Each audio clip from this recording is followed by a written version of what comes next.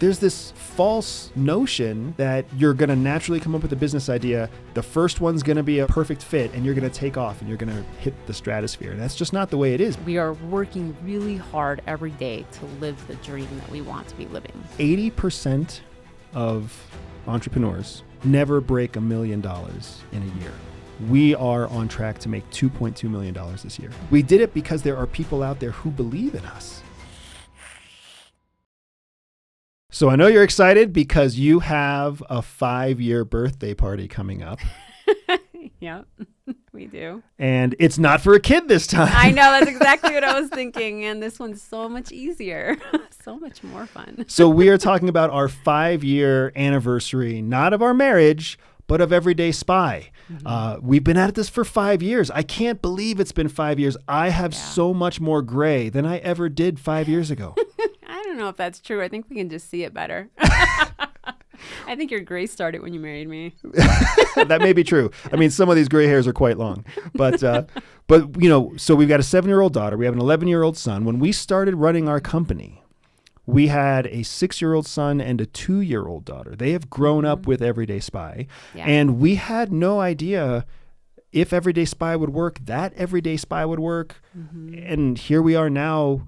And I think by most people's definitions, we have been quite successful. Yeah, it's been really crazy to be on this journey because it's not something I ever in a million years would have thought I would be doing.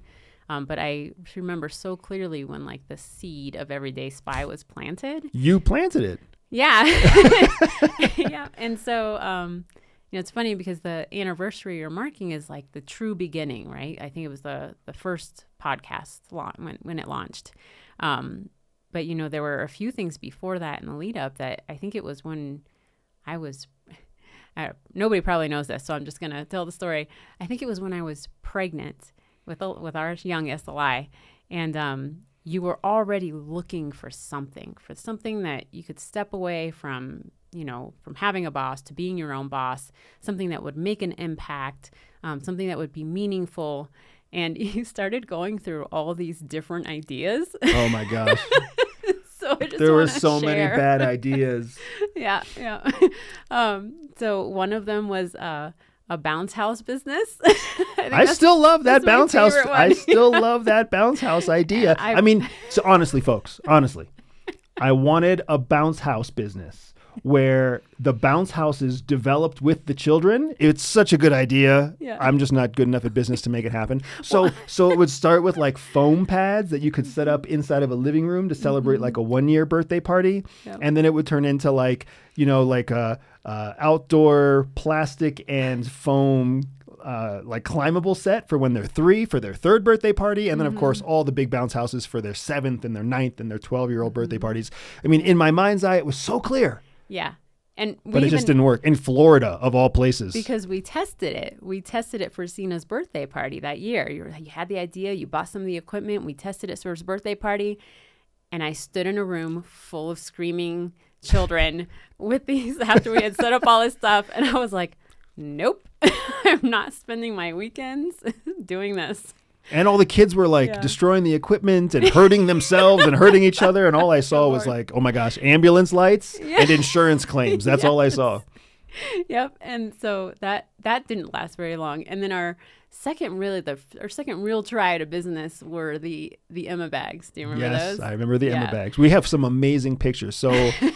So again, in theory, it sounds like it should work, right? Yeah, there's so much need for it. There's so much need for it. So the Emma bag, named after my cousin Emma, who has a chronic illness, but is a shortened version, a short word for the word emesis bag, which any medical professional knows what an emesis bag is for. And it's not for anything glorious. It's for like when you get really sick and you need to carry a bag.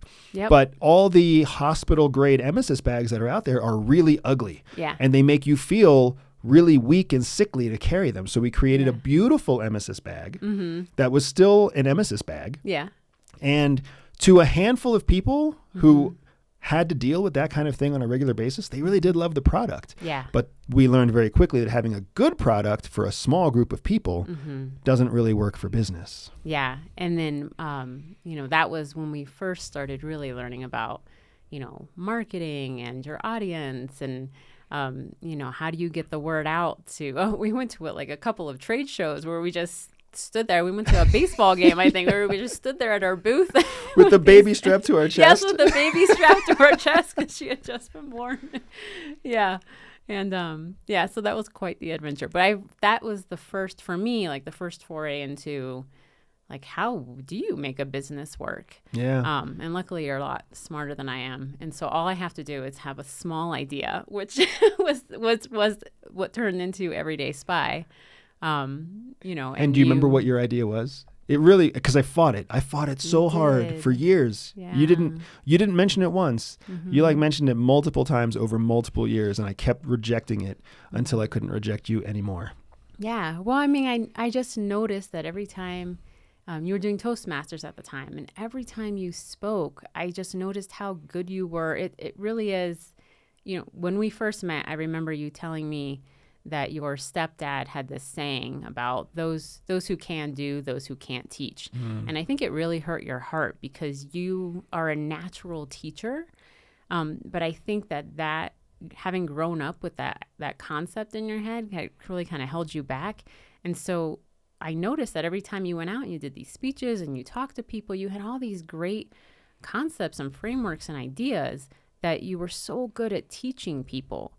And at the time you were like, I really want to, have a business I can turn over to somebody else. And if I have a business where I'm the one teaching, I can't do that. But I convinced you to just give it a try. And that's when I think the 8-week course was born. You did an 8-week course first.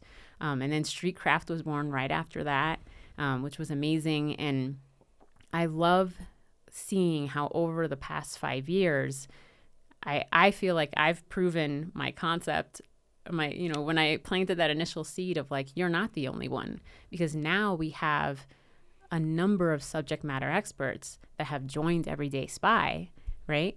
And so you're not the only one. Like now we have diversified this knowledge pool through our network to help people like on even more levels than we were able to do in the very beginning. Yeah. I'm really proud of what we've done, but just like you were saying with some of our early business missteps, and anybody who's an entrepreneur, anybody who is a successful entrepreneur now is laughing because they also had some bad business ideas at the beginning. And anybody who's trying to become a successful entrepreneur is laughing now because they're possibly living through one of their bad business ideas right now.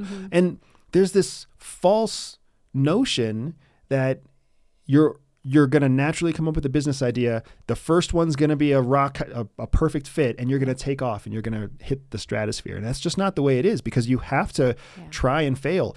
Before you can learn to run, you have to fall down trying to walk. Yeah. Right? And before anybody learns how to ride a mountain bike downhill, they fall off of their training bike with training wheels. Like, it's just the way it works. And it takes a little bit of resiliency and a little bit of tenacity to really push through it. But my gosh, is it worth it on the other side? Because you learn so much about yourself, you learn so much about business, and you learn so much about how to serve your client and your customer at a higher level. Now, you mentioned that we started with an 8-week course. So our lives turned around. I started trying to make a business in 2014. That's when our umbrella corporation was built, and we didn't do any sales, no sales for a full year, just trying to figure out how to even get someone to buy a product, even figuring out what a product was. Right. So from 2014 to 2018, we really were just lost in the ether, trying to figure something out. I was working a corporate job. We had just come out of CIA. I was successful in my corporate job, but I knew I wanted to do something else. So I went and got an MBA, and I went and did Toastmasters to try to build a network. And by 2018, we had started this idea of hosting a podcast. So then we launched a podcast in 2018. That podcast turns into a business in 2019, and the whole thing takes off. And the first piece of significant news coverage we ever got was by the Tampa Bay Tribune and the Tampa Bay Times. Tampa Bay Times. The Tampa Bay Times, a Pulitzer Prize winning newspaper, heard about us. And they sent a reporter to our house, and he came and he did a quick interview with both of us. He looked around at all of our CIA kit, and I think Christopher Spada, I think was his name. But really good dude. And he was the first. And now forevermore, we have a Pulitzer Prize winning newspaper as the first piece of media ever to talk about us. And then it took off because once that article hit, then we had more people than we knew what to do with because they put it on the front page. Our 8-part workshop they put on the front page of the Tampa Bay Times. We were expecting 20 people to show up to our first event. We had 160 people show up to our first event. Holy smokes. And then it just really hasn't slowed down much since then. Yeah. The next big turnaround for us really happened in 2022 when Lex Fridman invited me to come be on his podcast immediately following the invasion of Ukraine by Russia. And even now to this day, that podcast continues to perform as one of Lex's highest performing podcasts ever and bring new people into the Everyday Spy universe. Now, I'm not trying to make this about how good and how cool Everyday Spy is because it's been a journey for sure. And the last 5 years have been really, really difficult. Some of the lowest points for me were, I think, when we had a staff of 19 and we had to cut them in half because we were killing the business. We were paying more every month for personnel than we were making, and that was not a way that we could move forward. So it was a very difficult leadership experience for me to realize that I had let us get to that point. I had given up and lost control of my own company in the race to grow faster. And then there were more than one point where we had to cut our budget. You've done our budget 3 different ways to just try to make sure that we could continue to afford the house. I remember when I first left CVS to try to go full time into Everyday Spy, and I had my fingers crossed that we would make $4,000 a month. Because if we couldn't make $4,000 in a month, we couldn't pay for the mortgage, pay for the gas, and feed the kids. And for several months, 8 or 9 months, it was literally just, how am I going to make $4,000 this month? And I didn't always know the answer, but somehow we crossed the finish line. Yeah. What's funny is that I was thinking about this earlier today, that in the last 5 years, we've lived in 5 different places, one of them overseas, not counting when we full-time RV'd. So, really? Yeah. Thank you for putting up with that. I mean, I'm kind of the driver for some of these moves, honestly. We both know that. I mean, 5 places in 5 years with 2 young kids. Yeah. And a business that wasn't a guarantee. That's a nightmare scenario for especially a lot of introvert moms who, that's exactly what you are, is an introvert mom. Yeah. And you're right. You know what? It is funny because we've chased some incredible opportunities that you have become very dedicated to. But I never would have expected that that's what you would do. We uprooted and left everything to go to Abu Dhabi to pursue a government contract. Yeah. And you were really eager for that until like 4 months into Abu Dhabi when you were like, I'm done with this. Well, what's funny is, in the beginning, it really is. I do feel like when you look over what we've been through the last 5 years, it really is like watching a child grow. So sometimes your child thinks they can walk and they stand up and they take a step and then they fall right back on their butt, right? Like I think some of the things you've been talking about are like that. Like when we tried to really scale, plus up with staff, because forever it was just you. And then it was you and me. And then it was you, me, and our amazing customer service person that we still have on our staff, right? And then we added our copywriter. And it was just this like small incremental growth that we were doing. And then we tried taking a really big step. And we were like, whoops, not ready for that yet. It reminds me of how like sometimes you're trying to tickle your kids and they're laughing and it's fun and they're laughing and it's fun. And then they're crying and it's not fun anymore. And you're still tickling and you're like, what did I do wrong? Every night before bedtime. That's what that sounds like in our house. But you're right. The parenting analogy really does stick because the business is just a child growing and you are just a parent completely unprepared for the next phase of your child's growth. Yeah. And you're trying to meet, part of the beauty of being an entrepreneur is, most entrepreneurs are trying to meet their own personal goals at the same time. Like the business is facilitating their personal goals. So really every move we've made, I think, has also represented a move towards our own goals for freedom. So we started the business, we owned our house. the business was at a point where we were like, let's go live in an RV and live all over the country. And then the business got to a point where we were like, we can take this opportunity to live overseas. And, you know, move after move after move, I can correlate that with a point in the business where we were like, we're ready for this. I mean, even our move here from Florida to Colorado, you know, we were at a point in the business where we were like, we can make this jump now, because we'd been talking about Colorado for a few years. We're like, okay, the business is at a point where we can make this jump. And one day the business will be at a point where we can go live in Japan for a year or live in Australia for a year, or show that, you know, take the kids somewhere for 6 months, you know? So, yeah, so I think it's been a definite trying experience at times. But in the end, we are living, you know, as we are working really hard every day to live the dream that we want to be living. So, you know, it's interesting to me because you didn't come from a background where you ever wanted to be in for-profit work at all. Ever. And let alone where you are now as a for-profit business owner. Yeah. And executive on the team. What has that been like for you to be ripped from what you thought you would have, which was a government pension, working at CIA for the rest of your life, wearing Velcro shoes one day, like so many senior CIA personnel do? I was pregnant and my shoes didn't fit. That's the other reason to wear Velcro shoes. Yep. But that was really all you had ever been prepped for. I mean, all through college, all through your childhood, your parents were like, grow up, get a government job, or get a stable job as an accountant or an attorney, and then retire after 30 years of hard work and coast into the sunset. I mean, that's exactly what your parents are doing right now, or trying to do right now.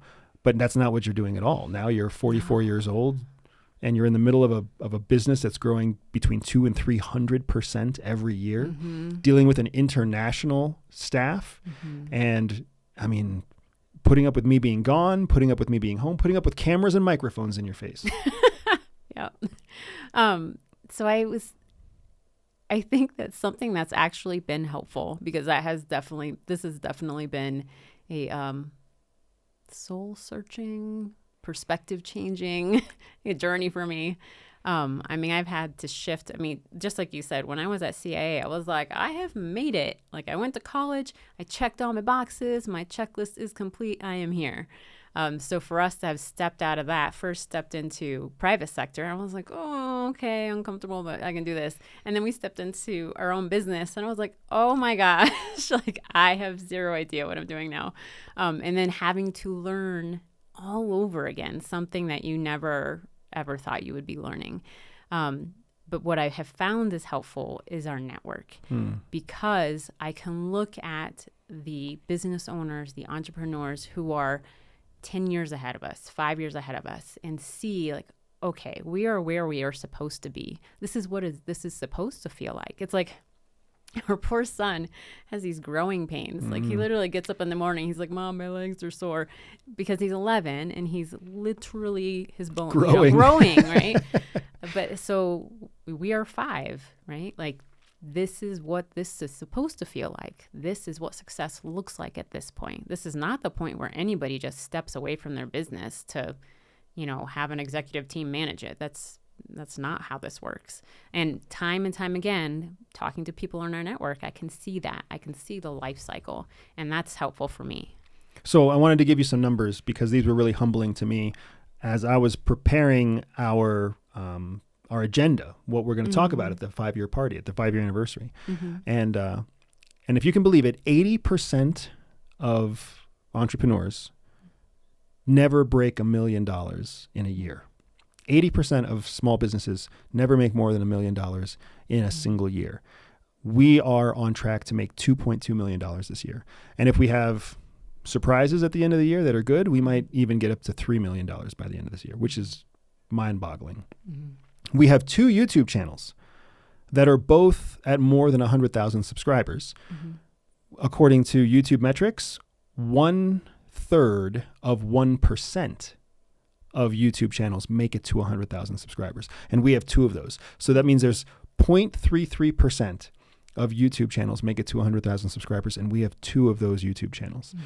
We are in a position where we are inside less than the top 1% of podcasts in the world. We're rated about 0.5% in the top 0.5% of all podcasts. We have served more than 3,000 customers. It's just incredible to me to think that there are 3,000 people out there whose lives we have touched, who are doing incredible things, breaking barriers, changing their careers, building new lives, building new relationships, using the skills and the education that we shared from CIA to help them have breakthrough success. I mean, when I look at these numbers, these are not where I normally live. Normally I live in a day-to-day like pressure chamber of what do I have to do next? What am I late doing for somebody else? Usually what have I not done for you yet? Where do I have to travel? What's the most pressing bill? Who's the last person that has an outstanding check, right? That's the world I live in day to day. So it was really crazy to pull myself out just long enough to start preparing for our 5-year anniversary party to see like we've done some incredible things. And we didn't do them because we're brilliant. We didn't do them because we're smart. We didn't do them because we're naturally good at business or we're naturally good on camera or we even want to talk to a microphone. We did it because there are people out there who believe in us. There are lots of people out there who do not believe in us, who wish us ill and criticize us and say terrible things. And that's fine. Some of you are probably leaving comments right now. That's fine. But the vast majority of the people who support us fully. They leave amazing comments. They cheer us on. They write us letters in customer service. They give us testimonials. They buy our products. They come to our live trainings. I mean, they come to big events like our 5-year anniversary party. It's incredible to see the turnout of our customers, not just saying yes, but enthusiastically excited to come celebrate with us. Yeah. And I know, you say these numbers, you're like, listen to these numbers. And I'm always like, that's great, babe. But for me, like, I think it's like when you read the numbers, it translates to you. But for me, the most impactful thing has been meeting the customers, right? Meeting the students in the live events, meeting the opting students, meeting the, people who have taken different courses, and hearing their stories, hearing, how the teachings, right, whether digital or live events have impacted their lives, how they have used those teachings to, get a higher paying job or to win the girl or to improve their relationships with their spouse and their children, to just become more confident, to lessen their anxiety. I mean, I've heard so many stories that to me, like those kind of in-person testimonials are to me what's the most impactful. So I think this is the first time we're having this event to celebrate our anniversary. So I'm really excited because this is a chance for us to meet them, for us to meet you, everybody out there, for everybody to meet each other and, swap stories and swap struggles. Cause I mean, that's part of it too, is swapping, telling stories about the struggles, and then we can all, help each other. And this my bleeding heart, just blah, blah, blah. But so for me, this event is really powerful because we've never had one before. And it's really been in these small increments where I get to meet people and really understand the impact that, has been like the impact to their lives that we have had, and other needs that they might have that, for us, it's like light bulbs when we hear it. We're like, oh, we can help you with that, right? Like we can help you in this area too. Yeah. So I think it's exciting that we're doing it this year. Well, we've seen people change jobs. We've seen people double their income. We've seen people have babies. We've seen people fall in love and get married. We've had customers who have lost weight. We have customers who have gotten into the best physical shape of their life. We've had customers who have shed lifetime chronic pain because of hacks that we have given them to how to get healthy, how to sleep, how to eat. I I mean, every time I fly, I run into some impressive professional who recognizes us. I was in Houston the other day. I ran into a pilot who knew about us. I've run into scientists who knew about us. I've run into engineers who knew about us. I've met people who work on space programs, and we went and got a military ID at the Air Force Academy. Oh, yeah. And the military member who was issuing us the ID knew who we were and pulled us aside for a selfie. Like, it's just incredible to not only know that we're making an impact, but to physically see the people that we serve. Yeah. And then to have the opportunity to engage with them in person, right? To shake their hand, to fist bump them, to laugh with them, to hear their jokes, to hear their stories, just like you said. And it's been on my heart and on my mind to have a big customer appreciation event like this for a long time. But it wasn't until this year where I was like, this is the right time. It's the right place. We have the money to make a blowout party really happen. We don't have to make money on the party. All we have to do is make enough to make sure that people can come into a safe space where they're treated well and where lots of things are awesome, to make it really something to remember. And that's really what we're trying to do with this 5-year customer appreciation party.